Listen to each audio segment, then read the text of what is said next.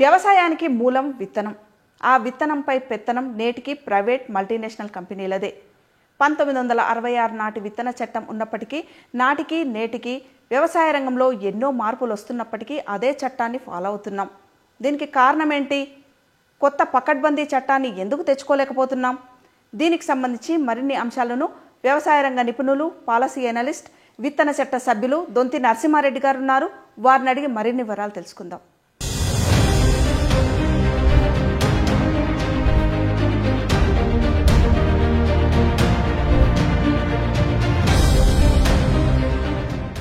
నమస్కారం సార్.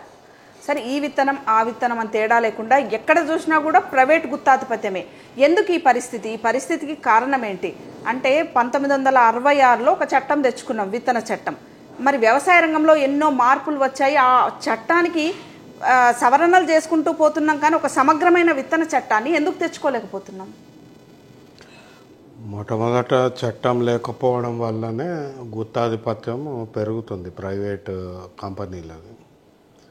అయితే ఇతర దేశాలు చూసుకున్నా, ఇప్పుడు అమెరికా కానీ అభివృద్ధి చెందిన దేశాలు చూసినా ప్రపంచం అంతటా కూడా ప్రైవేటు విత్తన కంపెనీల యొక్క గుత్తాధిపత్యం పెరుగుతుంది.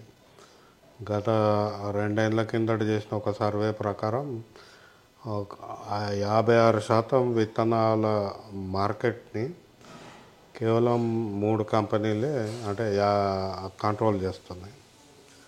అంటే విత్తన కంపెనీలు వాళ్ళ వ్యవహారం కానీ వాళ్ళు చేసే వ్యాపారం కానీ ప్రభుత్వం మీద ఒత్తిడి తెచ్చి వాళ్ళ మీద ఎట్లాంటి నియంత్రణ లేకుండా తమ వ్యాపారం పెంచుకునే ప్రయత్నం అదొక ఫార్ములాగా తయారైపోయింది. అట్లా అభివృద్ధి చెందిన దేశాల్లో విత్తన కంపెనీలు లేకుండా అసలు విత్తనాలు దొరకని పరిస్థితి ఏర్పడింది. ఇది మన భారతదేశంలో కూడా ఇది ఒక 20 ఏళ్ళ నుంచి కొనసాగుతుంది. అయితే ఇప్పటికీ సంఘర్షణ ఉంది. ఎందుకంటే సాంప్రదాయంగా వ్యవసాయం చేస్తున్న దేశాలు, అందులో మన భారతదేశం ముందు 3000 సంవత్సరాల నుంచి మనం వ్యవసాయం చేస్తున్నాం. కంపెనీలు లేవు, అప్పుడు విత్తనంలో ప్రభుత్వం కూడా లేదు. విత్తనాలు రైతులు తామే మేలైన విత్తనాలు ఎంచుకొని పంట వస్తే ఆ పంటలో నుంచి ఎంచుకొని వాటిని దాచుకొని ఇతరులకు ఇవ్వడము, పంచడము, షేర్ చేసుకోవడము, ఇట్లాంటి వ్యవస్థ ఉండేది. దాంట్లో కూడా శాస్త్రీయంగా చేసేవాళ్ళు. మేలైన విత్తనాలు ఎంచుకొని వాటిని బ్రీడింగ్ చేసే ప్రక్రియ కూడా ఉండేది. అట్లా చేయడం వల్లనే మనకు ఇప్పుడు వరిలో దాదాపు 2 లక్షల వెరైటీలు మన భారతదేశంలో సాంప్రదాయ వెరైటీలు ఉన్నాయి. అందులో ఒక్కొక్క దానికి ఒక్కొక్క లక్షణం ఉంది. వాలింతలకు పాలు రాకుంటే ఆ బియ్యం తింటే పాలు వచ్చే విధంగా అట్లా రకరకాల లక్షణాలతోటి ఒక 2 లక్షల వెరైటీలు బ్రీడ్ చేసింది. అంటే ఒక శాస్త్రీయ ప్రక్రియ మన దగ్గర అప్పటికే ఉంది. సార్, ఇప్పుడు భారతదేశంలో 1966లో తొలి విత్తన చట్టం వచ్చింది కదా, అది ఏ సందర్భంలో తెచ్చారు? తీసుకొచ్చింది హరిత విప్లవం పేరిట తీసుకొచ్చిండు. తీసుకొచ్చినప్పటికీ మన దగ్గర విత్తనాలు ఉన్నాయి. విత్తనాల వలన దిగుబడి కూడా బాగానే ఉంది. కాకపోతే ఈ విత్తనాలతోటి అధిక దిగుబడి సాధించాలని హైబ్రిడ్ విత్తనాలు తీసుకొచ్చాము. ఈ హైబ్రిడ్ విత్తనాలను క్రమంగా హై ఈల్డింగ్ వెరైటీస్ అని పేరు పెట్టి, అంటే ఎక్కువ దిగుబడి వస్తుందని అట్లా తీసుకొచ్చినప్పుడు అయినా కూడా అవి వాటిని మన సాధారణంగా సంప్రదాయ రకాల మధ్య వేరుగా ఉండాలనేది ఒకటైతే, రెండోది ఆ విత్తనాల నాణ్యతను కూడా నియంత్రించడానికి, నాణ్యత పెంచడానికి ఒక సీడ్ వ్యవస్థ ఏర్పాటు చేసింది ప్రభుత్వం అప్పుడు. అందులో అనేక పరిశోధన సంస్థలు ఏర్పాటు చేసి ఆ పరిశోధన సంస్థలు పరిశోధన చేసి కొత్త రకం హైబ్రిడ్ తీసుకొస్తే దానిని పరీక్షలు చేసి క్షేత్రస్థాయిలో వివిధ ప్రాంతాల్లో పరీక్షలు చేసి అది బాగుంది, పర్ఫార్మెన్స్ బాగుందంటే దాన్ని అప్పుడు నోటిఫై చేసేవాళ్ళు. దానికి ఒక సెంట్రల్ సీడ్ కమిటీ ఉండే ఇప్పటికీ కూడా ఉంది. వివిధ జోన్లు, ఎందుకంటే అగ్రికల్చర్లో ఒక్కొక్క ప్రాంతంలో ఒక్కొక్క రకమైన కండిషన్స్ ఉంటాయి కాబట్టి ఆ ప్రతి విత్తనం అంతటా రాదు. ఒక్కొక్క విత్తనం ఆ ప్రాంతం బట్టి ఉంటుంది కాబట్టి west zone, south zone, east zone అని చేసి జోన్ ప్రకారంగా నోటిఫై చేసేవాళ్ళు. ఈ జోన్లో కూడా మళ్ళీ కొన్ని ప్రాంతాలు ఉంటాయి. ఇప్పుడు తెలంగాణలో దాదాపు 8 అగ్రో క్లైమాటిక్ కండిషన్స్ అంటారు. సో ఒక్కొక్క నేల బట్టి, ఆ ప్రాంతం బట్టి, వాతావరణం బట్టి కండిషన్స్ ఉంటాయి కాబట్టి విత్తనము అనేది ఆ ప్రాంతం బట్టి ఉపయోగించి దాని పర్ఫార్మెన్స్ రివ్యూ చేసేవాళ్ళు. అయితే 2002లో ఎప్పుడైతే మనం కమర్షియల్ క్రాప్ పెరగడము, గ్రీన్ రెవల్యూషన్ ఇంకా ఎక్కువ కావడంతో పంటలు మనం ఎక్కువగా వరి, గోధుమల మీదనే ఆధారపడ్డాము. ఇటు పత్తి, తర్వాత మిర్చి లాంటి కమర్షియల్ పంటలు పెరిగిన నేపథ్యంలో ప్రభుత్వము ప్రైవేట్ విత్తనాలు కూడా తీసుకొస్తే బాగుంటుంది, ప్రైవేట్ రీసెర్చ్ బాగా చేస్తారు, పెట్టుబడులు ఉంటాయని ప్రైవేట్ విత్తనాలను కూడా 2002లో అనుమతించింది. ఈ 1966 చట్టం అది కేవలం పబ్లిక్ వెరైటీస్ కొరకు తయారు చేసిన చట్టం కాబట్టి ప్రైవేట్ కంపెనీలు ప్రైవేట్ విత్తనాలను నియంత్రించడానికి 2004లో ఒక విత్తన చట్టం ముసాయిదా ప్రభుత్వం తీసుకొచ్చింది. అంటే 2002లో ప్రైవేట్ కంపెనీలను అనుమతించనిక సవరణ చేసిరా సార్ ఆ చట్టానికి? సవరణ ఉండింది, సీడ్ కంట్రోల్ ఆర్డర్లో సవరించారు, కానీ అది సరిపోదు. పూర్తిగా మనము నియంత్రణకు ఒక చట్టం రావాలని కొత్త ముసాయిదా ప్రవేశపెట్టాం. అయితే ఆ 2004లో ముసాయిదాలో చాలా ప్రమాదకరమైన ప్రొవిజన్స్, ప్రతిపాదనలు ఉన్నాయి. అందులో ఒకటి, రైతులు స్వతహాగా విత్తనాలను పెంపొందించి పంచుకోవడము, సేకరించడము, ఈ పనిని అసలు చేయరాదు అని అందులో పెట్టారు.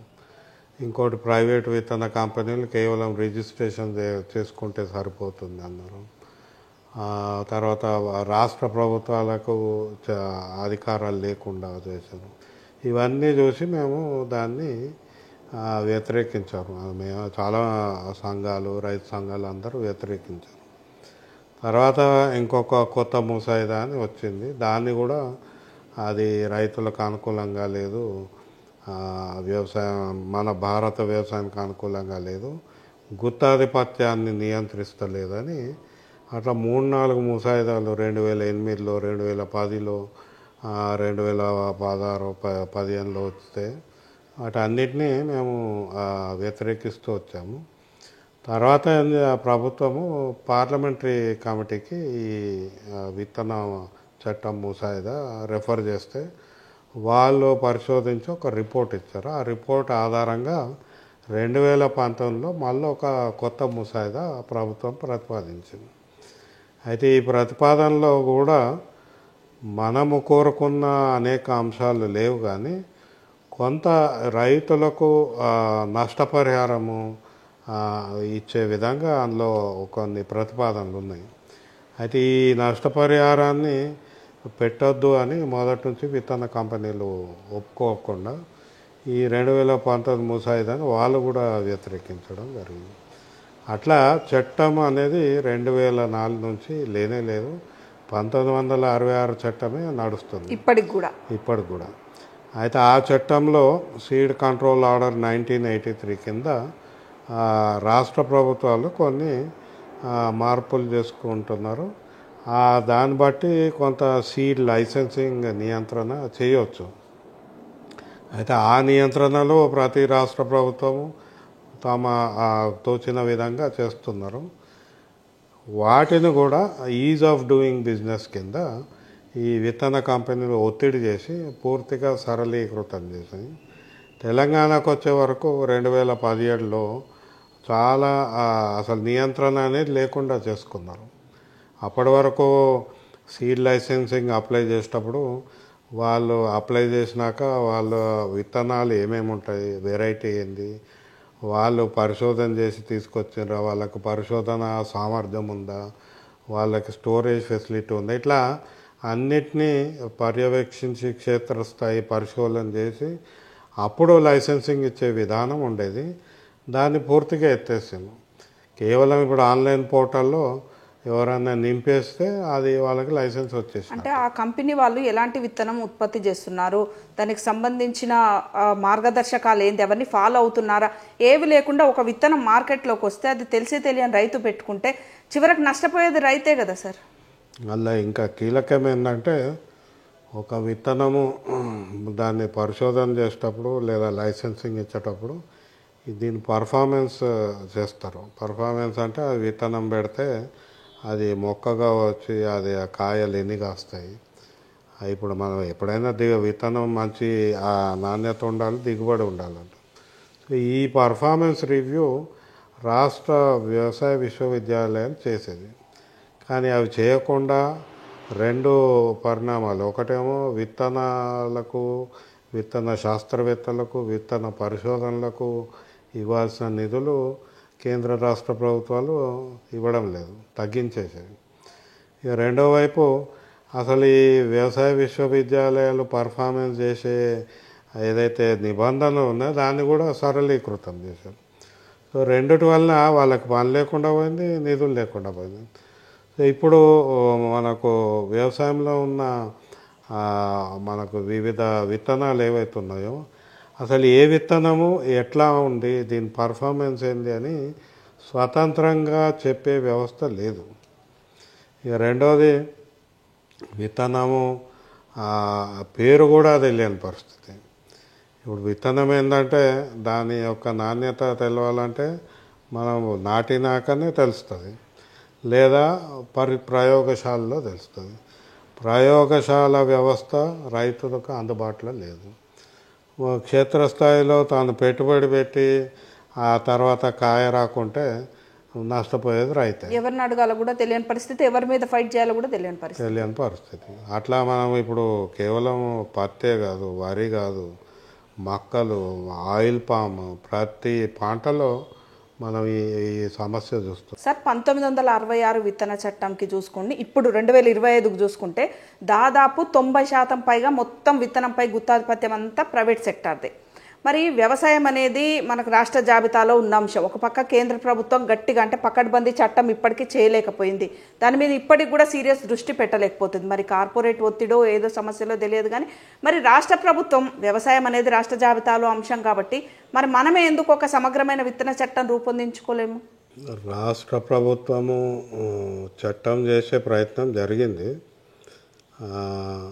విత్తనాల మీద రాష్ట్రాల నియంత్రణ ఉంటే తమ ప్రయోజనాలకు వ్యతిరేకమవుతుందని విత్తన కంపెనీలు కేంద్రం మీద ఒత్తిడి తీసుకొచ్చి కేంద్ర చట్టమే నడిపించాలనే విధంగా కేంద్రం నుంచి ఏదన్నా రాష్ట్ర ప్రభుత్వం అడుగు ముందుకేస్తే కేంద్రంని ముందు పెడుతున్నారు. అట్లా 2007లో అప్పుడు పత్తి విత్తనాలు బీటీ పత్తి మొదటిసారి వస్తే ఆ బీటీ పత్తి ధర 1800 పెట్టిండ్రు. అప్పుడు పెడితే అప్పటి రాష్ట్ర ప్రభుత్వం, మన ఉమ్మడి ఆంధ్రప్రదేశ్ రాష్ట్ర ప్రభుత్వం దాని వ్యతిరేకంగా ఇక్కడ ఒక ప్రత్యేక చట్టం తీసుకొచ్చింది. ఆ చట్టానికి పూర్వము అది తీసుకురాకుండా ప్రయత్నాలు జరిగినాయి కానీ అప్పటి ముఖ్యమంత్రి పట్టుబట్టి తీసుకొచ్చాను. ఆ చట్టం వచ్చిన తర్వాత ధర నియంత్రణలోకి వచ్చింది, పత్తి విత్తన ధర. అయితే మళ్ళీ 2014లో కేంద్ర ప్రభుత్వము విత్తన కంపెనీల ఒత్తిడి మేరకు మేమే చేస్తాము ఈ ధర నియంత్రణ, ఏ రాష్ట్ర ప్రభుత్వం చేయొద్దని చెప్పి కేంద్ర ప్రభుత్వం మళ్ళీ తన చేతుల్లోకి తీసుకుంది, ఏది పత్తి విత్తనాల విషయం. ఇక మిగతా విత్తనాల గురించి కేంద్ర రాష్ట్ర ప్రభుత్వాలు ఎట్లాంటి నియంత్రణ లేదు. అది ధరల నియంత్రణ లేదు, నాణ్యత నియంత్రణ లేదు, పర్యవేక్షణ లేదు, నిఘా లేదు. గ్రీన్ రెవల్యూషన్ పేరు మీద ఇప్పుడు ఆధునిక వ్యవసాయం కింద అనేక రూపాలలో వ్యవసాయము తన కంట్రోల్లోకి తెచ్చుకునే ప్రయత్నం చేస్తూనే ఉంది. రాష్ట్ర ప్రభుత్వాలు కూడా పెట్టుబడి పెట్టలేక వాళ్ళకి డబ్బులు లేక నిధులు లేక అప్పులు ఎక్కువై వాళ్ళు వదిలిపడుతున్నారు. అది విత్తనంలో స్పష్టంగా కనపడుతుంది. ఆ విత్తనంలో చట్టము ఇప్పుడు మన రాజ్యాంగం ప్రకారం వ్యవసాయము రాష్ట్ర ప్రభుత్వ పరిధిలో ఉంటుంది. అయితే విత్తనము వ్యవసాయంలో భాగం కనుక అది రాష్ట్ర ప్రభుత్వ పరిధిలో ఉండాలి. కాకపోతే మనకి ఇంకొకటి ఏముందంటే, ఒకవేళ కేంద్ర చట్టం ఉంటే ఆ అంశంలో కేంద్ర చట్టానికే ప్రాధాన్యత ఉంటుంది, రాష్ట్ర చట్టానికి ఉండదు. అయినా కూడా రాష్ట్ర ప్రభుత్వాలు చేస్తే ఇప్పుడు 2007లో చేసినట్టు చేసే అవకాశం ఉంది, రాజ్యాంగానికి వ్యతిరేకం కాదు అనేది మనకు దాంతో రుజువు అయింది. కానీ కేంద్ర ప్రభుత్వము ఒత్తిడి తెచ్చి రాష్ట్ర ప్రభుత్వాలు చేయకుండా చేస్తుంది. ఎందుకు? ఎవరి కొరకు, ఎవరి ప్రయోజనాల కొరకు అంటే విత్తన కంపెనీల ప్రయోజనాల కొరకు.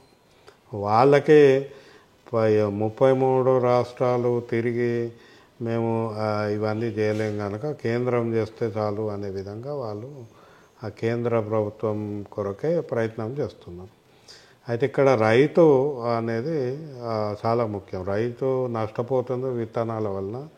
రైతుకు దగ్గరగా ఉండేది వ్యవస్థ రాష్ట్ర ప్రభుత్వం. రాష్ట్ర ప్రభుత్వ నియంత్రణలో ఉంటే మనకు మొత్తం వ్యవస్థ ఒక రైతు దగ్గరగా ఉంటుంది, స్పందించడానికి అవకాశం ఉంటుందని మొదటి నుంచి మేము చేస్తున్న ఆర్గ్యుమెంట్. కానీ ఇక్కడ ఆ పరిస్థితి రాకుండా కేంద్ర ప్రభుత్వం ఎప్పటికప్పుడు అడ్డుపడుతుంది. ఇప్పుడు 2013లో ఇక్కడ అప్పటి ఉమ్మడి ఆంధ్రప్రదేశ్లో మేము ఒక ముసాయిదా తయారు చేసి పూర్తిగా అసెంబ్లీలో ప్రవేశపెట్టే ముందు కేంద్ర వ్యవసాయ శాఖ మంత్రి ఒక లేఖ రాసి దాన్ని ఆపేయించాం. అంటే అట్లా తర్వాత మొన్న హర్యానాలో 1966 చట్టంకు వాళ్ళు చేసింది ఏంటంటే కేవలం పనిష్మెంట్ క్లాజు 500 రూపాయలే ఉండేది, దాన్ని 10,000 చేసిండు. శిక్షాకాలం కూడా పెంచింది. అంతే. ఈ అమెండ్మెంట్ని కూడా కేంద్ర ప్రభుత్వం ఒప్పుకోలేదు. ఎందుకంటే విత్తన కంపెనీలు ఒత్తిడి చేసి మరి శిక్ష ఎక్కువ వేయడము, పనిష్మెంట్ ఎక్కువ వేయడం వల్ల మా వ్యాపారం దెబ్బతింటుందని దాన్ని ఇప్పటికీ నిలుపు చేసిండ్రు. అంటే ప్రతి దగ్గర ఇప్పుడు మహారాష్ట్ర ప్రభుత్వం ప్రయత్నం చేస్తే కూడా అక్కడ కూడా కేంద్ర ప్రభుత్వం అడ్డుపడింది. అంటే ఇప్పుడు ఏ రాష్ట్రంలో కూడా ఆ రాష్ట్రానికంటూ విత్తన సంబంధించిన చట్టం అనేది లేదా సార్? ఇప్పుడు లేదు, ప్రత్యేక రాష్ట్ర స్థాయి చట్టం లేదు. రాష్ట్ర స్థాయి చట్టం తీయకుండా అడుగడుగున అడ్డంకులు సృష్టిస్తుంది కేంద్ర ప్రభుత్వమే అడ్డం. అంటే సార్ దేశంలో ఇప్పుడు కోట్లాది మంది రైతుల ప్రయోజనాల కంటే కార్పొరేట్ ప్రయోజనాలు ముఖ్యం కావు కదా సార్? ఎంతసేపు 1966 చట్టాన్ని పట్టుకొని ఏలాడుతూ ఆ పాత చట్టం ప్రకారమే మేము ఉంటామంటే వాటిలోని లొసుగులను ఆసరాగా చేసుకొని కార్పొరేట్ కంపెనీలన్నీ రైతుల నుంచి జలగల్లాగా పీల్చుతున్నాయి రక్తాన్ని. మరి ఇది ఎంతకాలం సార్? ఒక గట్టి ప్రయత్నం అంటూ లేకుంటే ఎట్లా? అందుకే ఇప్పుడు తెలంగాణ ప్రభుత్వము మేము 3 నెలల కిందట ఒక సీడ్ ఫెస్టివల్ చేసిన నేపథ్యంలో మంత్రి గారికి మెమరాండం ఇస్తే మన రాష్ట్రంలో చట్టం తీసుకొద్దామని ఒక నిర్ణయం తీసుకుంది. ఆ నిర్ణయం మేరకు ఒక కమిటీ ఏర్పాటు చేసింది. ఆ కమిటీ ఏ సాధ్యాసాధ్యాల మీద ఇప్పటికీ చర్చలు జరుగుతున్నాయి. బహుశా ఇంకో 10 రోజుల్లో మేము ఒక అవగాహనకు రావచ్చు. ముసాయిదా కూడా బయటకు వస్తుంది. ఒకవేళ తెలంగాణ ప్రభుత్వం ఒక అడుగేసి ముసాయిదాని సమర్పించిన రాష్ట్ర ప్రభుత్వం ఒకవేళ ఒక మంచి చట్టం తేవాలనుకున్నా ఇప్పుడు మళ్ళీ ఒక కాన్ఫ్లిక్ట్ రాదా? 1966 చట్టానికి ఇది విరుద్ధంగా ఉంది, ఇది మేము అప్లికబుల్ కాదు అని మళ్ళీ రాదా? ఈ ప్రయత్నానికి అడ్డుకునే ప్రయత్నాలు జరగవు? కేంద్ర ప్రభుత్వం అడ్డుకోవచ్చు, అడ్డుకుంటుందని కూడా మనకి స్పష్టంగా కనపడుతుంది. కానీ రాష్ట్ర ప్రభుత్వము గట్టిగా ఉంది. ఇప్పటికైతే మేము ఎట్లాగూ చట్టం తెస్తాం. ఎందుకంటే ఇక్కడ రైతులు నష్టపోతున్న పరిస్థితి చాలా తీవ్రంగా ఉంది. క్షేత్రస్థాయిలో గత 3 ఏళ్లలో మిర్చి రైతులు లక్షల ఎకరాల్లో ఈ నకిలీ విత్తనము, క్వాలిటీ లేని విత్తనంతో నష్టపోయిన పరిస్థితి చూసినాం. పత్తి విత్తనంలో అయితే దాదాపు 60% స్పూరియస్ పత్తి విత్తనమే. రైతులు నష్టపోతున్నారు, కానీ ఆ నష్టానికి తగిన నష్టపరిహారం ఇవ్వడానికి విత్తన కంపెనీలు సిద్ధంగా లేవు. ఎక్కడన్నా రైతులు కోర్టుకు పోతే కూడా కోర్టులో కూడా వాళ్ళకి సరైన తీర్పు రాలేదు. అది ఎందుకు అంటే చట్టమే లేదు. ఇప్పుడు దాదాపు ప్రతి తీర్పులో కూడా చట్టం లేదు, చట్టంలో ఈ నిబంధన లేదు అనే సాకుతోటి విత్తన కంపెనీలకు అనుకూలంగా తీర్పులు వచ్చినాయి. అంటే దాన్ని బట్టి కూడా ఇప్పుడు క్షేత్రస్థాయిలో నాణ్యత లేని విత్తనాలు చాలా వేగంగా విస్తరిస్తున్నాయి. దీనివల్లనే పెట్టుబడి ఖర్చులు కూడా పెరుగుతున్నాయి అనుకోవచ్చా సార్? ఇప్పుడు ఎరువులు విపరీతంగా వాడుతున్నారు గతంతో పోలిస్తే. ఎరువులు కావచ్చు, పురుగు మందులు కావచ్చు. అంటే ఒక విత్తనం అనేది మంచిది, నాణ్యమైనది కాకుంటే పెట్టుబడి ఖర్చు పెంచుతుందా? ఖచ్చితంగా. ఎందుకంటే నాణ్యత లేని విత్తనాల వల్ల లేదా బలహీన విత్తనాల వల్ల వాటికి ఎరువుల అవసరం ఎక్కువ ఉంటుంది. తర్వాత పురుగు ఎక్కువ ఆశిస్తుంది. ఆ పురుగు ఆశించడంతో పెస్టిసైడ్ మీద ఖర్చు రైతు పెట్టుకోవాల్సి వస్తుంది. దాంతో పెట్టుబడి ఖర్చు పెరుగుతుంది. అంటే విత్తనమే మూలం కాబట్టి ఆ విత్తనంలో నాణ్యత లేకపోవడము, అసలు సరైన పర్ఫార్మెన్స్ లేకపోవడంతో రైతు మీద చాలా పెద్ద ఎత్తున భారం పడుతుంది. ఇది మన వ్యవసాయానికి మంచిది కాదు. మనం ఇప్పటికీ ఆహార భద్రత గురించి చాలా చర్చలు చేస్తున్నాం. విత్తనంలో మినరల్స్ తీసుకునే క్షమత కూడా తగ్గిపోయింది. అది కూడా కేంద్ర వ్యవసాయ కౌన్సిలే చెప్పింది వాళ్ళ పరిశోధనలో. మరి విత్తనమే మూలం ఉన్నప్పుడు, విత్తనానికి ఆ క్షమత పోయినప్పుడు, ఆ సామర్థ్యం తగ్గినప్పుడు మనం విత్తనం మీద నియంత్రణ ఎందుకు తెచ్చుకోవద్దు, చట్టం ఎందుకు తేవద్దు, పరిశోధన ఎందుకు చేయవద్దు? ఇవన్నీ అంశాలు వస్తున్నాయి ప్రశ్నలోకి. కేంద్ర ప్రభుత్వం మాత్రం స్పందిస్తడం లేదు. కాకపోతే ఇప్పుడు మొన్న ఈ ఒత్తిడి పెరగడంతో కేంద్ర ప్రభుత్వం ఇప్పుడు వచ్చే పార్లమెంట్ సమావేశాల్లో మేము కొత్త ముసాయిదా తీసుకొస్తున్నాం అంటున్నారు. కానీ ఏ ముసాయిదా తెచ్చినా రాష్ట్ర ప్రభుత్వాలకు అధికారాలు లేనిది ముసాయిదా ఒప్పుకునేది లేదు. రెండవది, రైతులకు నష్టపరిహారము అందించే వ్యవస్థ రావాల్సిన అవసరం ఉంది. అది కూడా తక్షణమే, ఎప్పుడో దీర్ఘకాలికంగా కాదు. ఆ తర్వాత రైతులు స్వతంత్రంగా చేసుకునే వ్యవస్థ మాత్రం ఆ సాంప్రదాయ వ్యవస్థకు ఆ స్వేచ్ఛ ఉండాలి. ఆ స్వేచ్ఛను హరించడం కూడా మంచిది కాదు.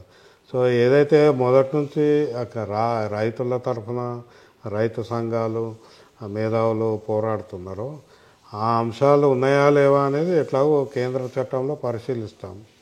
అయినా కూడా రాష్ట్ర చట్టం ఉంటే బాగుంటుంది. ఆ రాష్ట్ర చట్టం కొరకు కూడా ప్రయత్నం కొనసాగుతుంటుంది. అంటే చట్టంలో ఎలాంటి అంశాలు ఉంటే అది రైతు ప్రయోజనాలకు మేలు జరుగుతుంది సార్?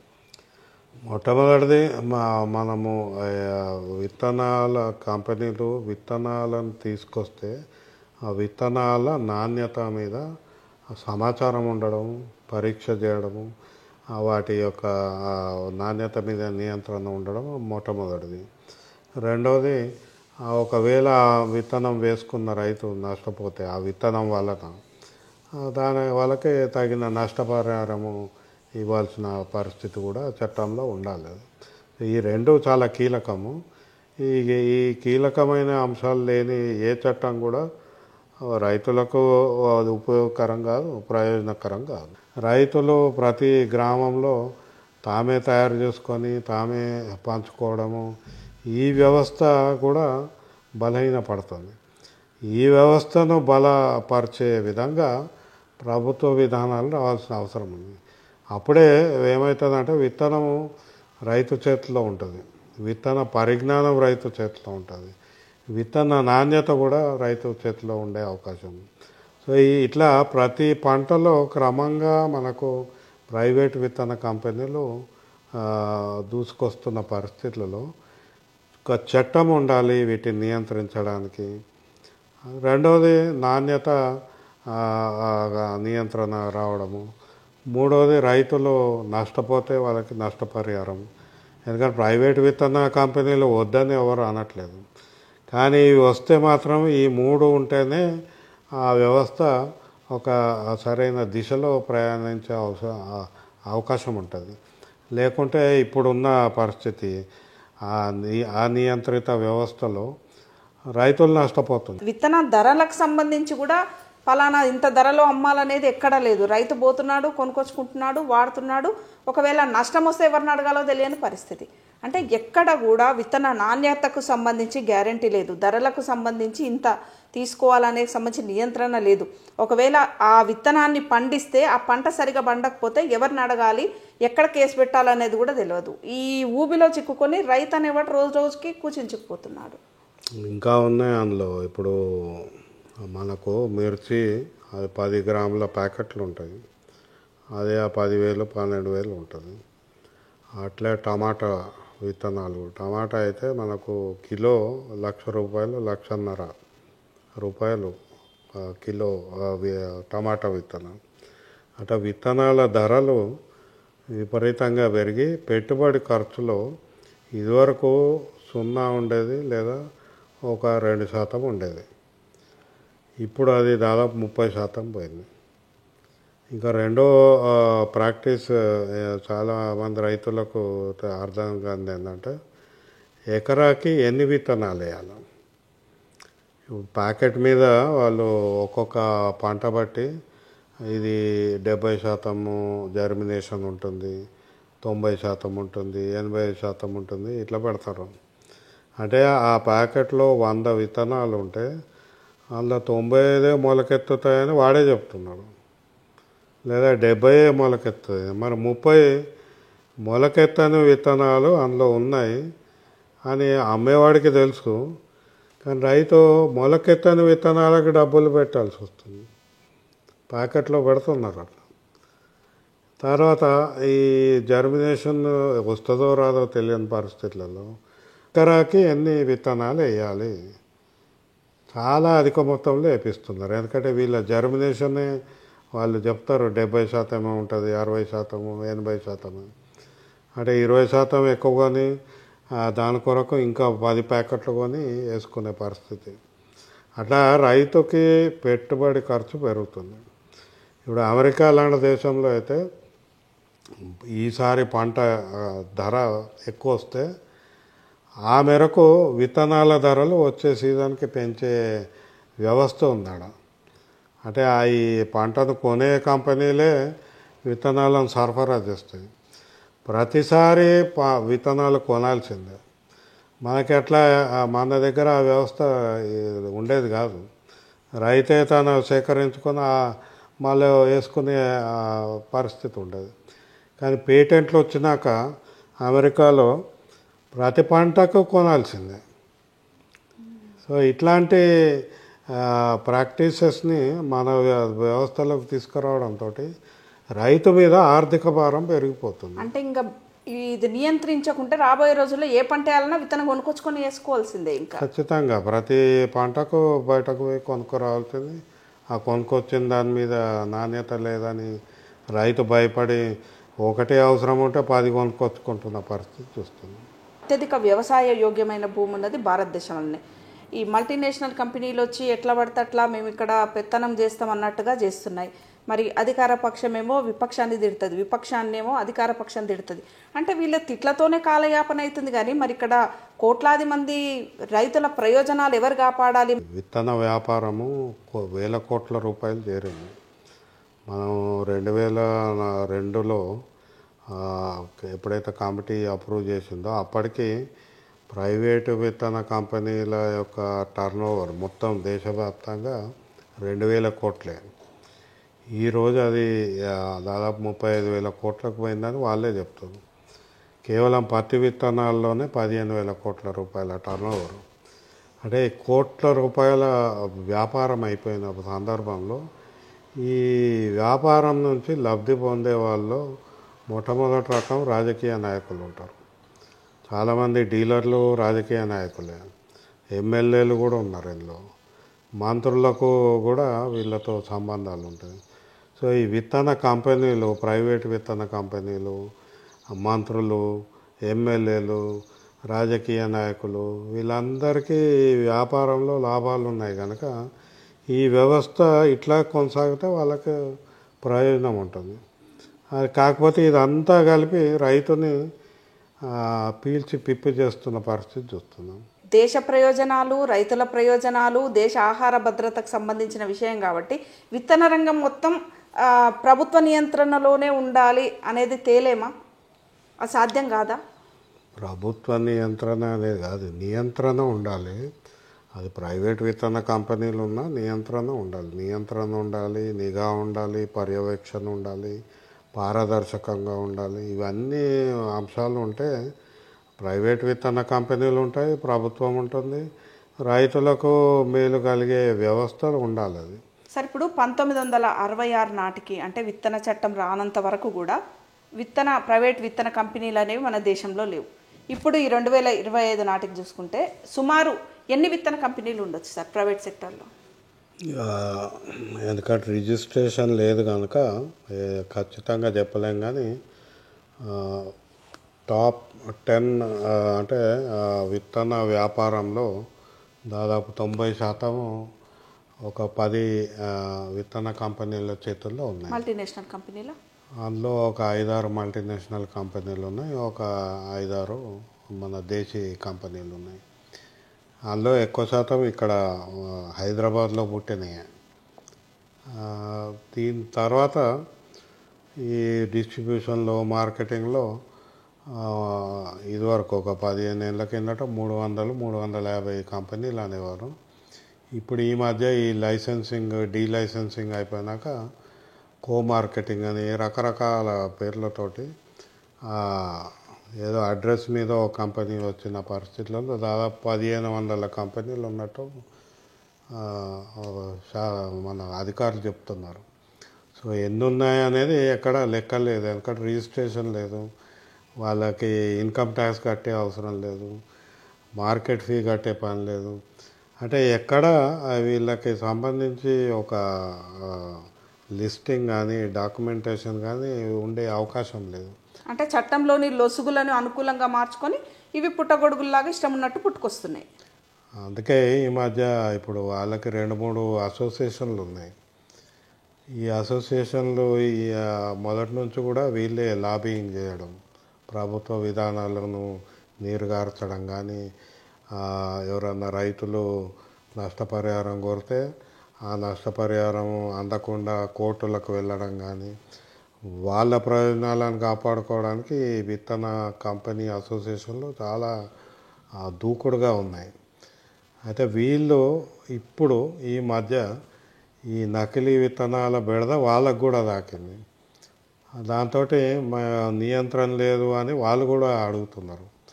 సో విత్తన కంపెనీలే ఇప్పుడు కొంత నియంత్రణ అవసరము అనే పరిస్థితికి వచ్చింది. అంటే అంత దారుణంగా తయారైంది. అంటే ఎవరైనా వచ్చి విత్తనాలు తయారు చేయొచ్చు, విత్తనాలని అమ్మొచ్చు, ఒక లేబుల్ ఆకర్షణీయమైన ప్యాకింగ్లో. అంత ఉంది మన చట్టంలో, లొసుగులు అంత అనుకూలంగా ఉన్నాయి అందరికీ, అంతే అనుకోవచ్చు కదా సార్. ఇప్పుడు విత్తన కంపెనీలు కూడా భయపడుతున్నాయి ఈ నకిలీ విత్తనాల బెడదతోనంటే. ఎవరంటే వాళ్ళు రాత్రికి రాత్రే విత్తనాలు పెట్టుకోవచ్చు, ప్యాకింగ్ చేయొచ్చు, అమ్ముకోవచ్చు, ఒక మార్కెటింగ్ చేసుకోవచ్చు, రైతులను కొల్లగొట్టవచ్చు. చివరికి ఎవరు? రైతు నాశనం అవుతుండు. అది జరిగింది. అనుభవాలు కూడా ఇప్పుడు ఈ మధ్య జిల్లా కలెక్టర్లు చెప్తున్నారు. కరీంనగర్లో ఒక పెద్ద కంపెనీ, అంటే అది పెద్ద కంపెనీ అని ప్యాకెట్ చూసి అనుకున్నారు అటు. వాళ్ళు పోయి రైడ్ చేస్తే అక్కడ ఒక రేకుల షెడ్డు, అందులో ఒక 10 బస్తాలు ఉన్నాయి. అంటే అదే కంపెనీ. అంటే అట్లాంటి కంపెనీలు చాలా వచ్చినాయి. వీళ్ళ ప్రభుత్వ అధికారులకు ఏం తెలియదు, ఏమీ నియంత్రణ లేదు. ఈ పాపము చేసింది ఎవరు? ఈ పెద్ద కంపెనీలే. వీళ్ళు మొదటి నుంచి కూడా ప్రభుత్వం వద్దు, ప్రభుత్వ నియంత్రణ వద్దు, నిబంధనలు వద్దు, అన్నీ సరళీకృతం చేస్తే మేము ఏదో రైతును బాగుపరుస్తామని చెప్పి వచ్చిన వాళ్ళు ఇప్పుడు ఈ పరిస్థితికి కారణం వీళ్ళే. అందుకే కానీ మనకు ఒక చట్టం ఉండాలి, ఒక నియంత్రణ ఉండాలి, ఒక విధానం ఉండాలి, వైవిధ్యభరితమైన విత్తన వ్యవస్థ ఉంటేనే అటు రైతుకు ప్రయోజనకరము, మిగతా వాళ్ళు వ్యాపారం చేసుకునే అవకాశం కూడా ఉంటుంది. బలమైన చట్టం లేనంత వరకు వ్యవసాయ రంగం సంక్షోభం నుంచి బయటపడదు. చట్టం అవసరమే. విత్తన చట్టము, బలమైన చట్టము, వికేంద్రీకృత చట్టము, రాష్ట్ర ప్రభుత్వ నియంత్రణలో చట్టం ఉంటేనే మనం ఈ విత్తన సంక్షోభం నుంచి బయటపడతాం. థ్యాంక్ యూ సార్, మంచి సమాచారం. దేశవ్యాప్తంగా రాష్ట్ర వ్యాప్తంగా రైతులకు ప్రయోజనం చేకూర్చే ఒక బలమైన విత్తన చట్టం తెచ్చుకోనంత వరకు వ్యవసాయ రంగం సంక్షోభం నుండి బయటపడదని దొంతి నరసింహారెడ్డి గారు చెప్తున్నారు. మరో అంశంతో మళ్ళీ కలుద్దాం. అంతవరకు సెలవు, నమస్కారం.